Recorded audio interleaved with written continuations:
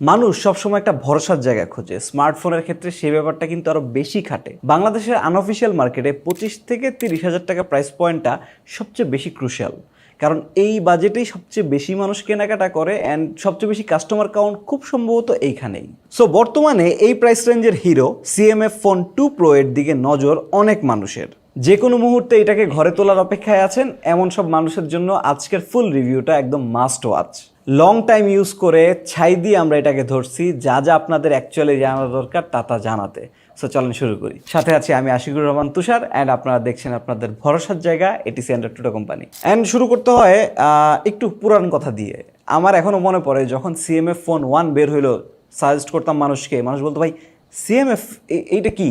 তখন বুঝাই দিত ভাই সিএমএফ হচ্ছে নাথিংয়ের একটা সাব ব্র্যান্ড। নাথিং কি? নাথিং হচ্ছে ওই যে ওয়ান প্লাসের এক্স সিইও ছিল, যে ও বের হয়ে যে ব্র্যান্ডটা খুলছে এইভাবে আর কি।